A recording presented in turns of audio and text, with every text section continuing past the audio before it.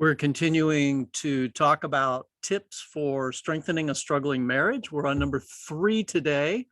Number 3 is households are spending more time than ever together, which is understandably leading to tension.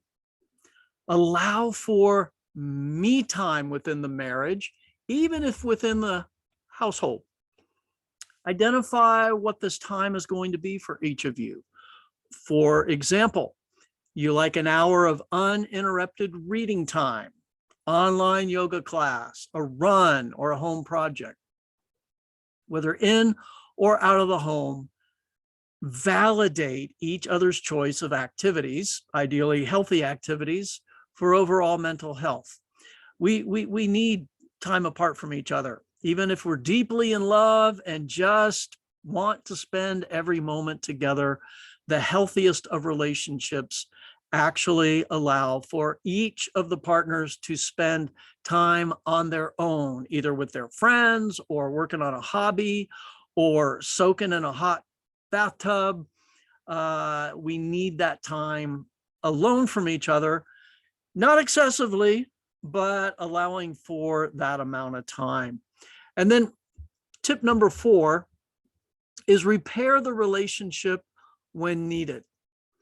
If you have, oh, by the way, I said it last time, but these are from thrivingmarriages.com, and they've got a lot of great marriage help resources on their website. So I strongly encourage you to visit there. But if you've inadvertently hurt your partner in some way, own it. When things are tense, it's easy to misstep by not choosing your words carefully or using a tone that sounds more harsh than you mean it. If you feel hurt by your partner, let them know to allow opportunity for relationship repair. Sweeping things under the rug can ultimately be more damaging.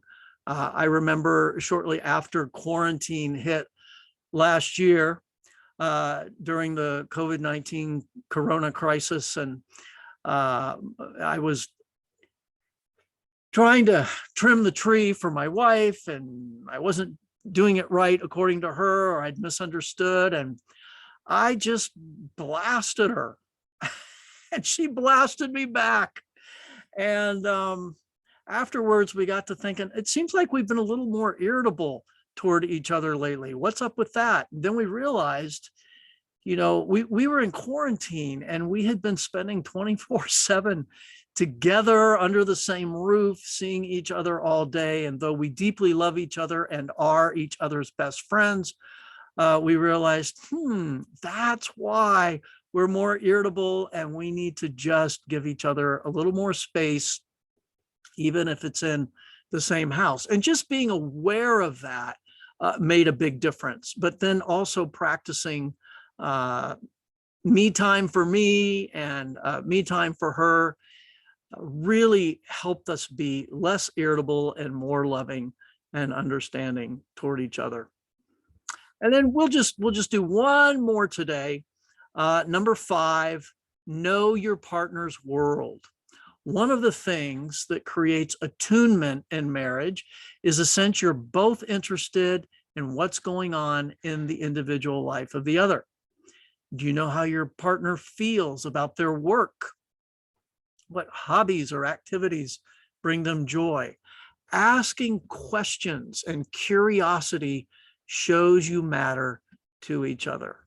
Even if you're asking your partner something that you already know the answer to, showing that you're interested and giving them an opportunity to express it is bonding in the relationship, and it's respectful, and it shows that there's an interest and a concern and a care about the other person. So, know their world. Don't only know it, ask about it. It doesn't mean you have to be interested in every single thing that your partner's interested in at the same level that they're interested in it.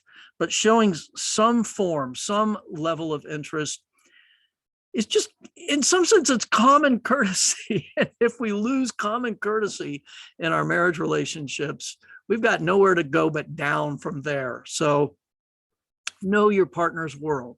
We'll talk about some more tips in the next episode of Marriage Matters with McCracken.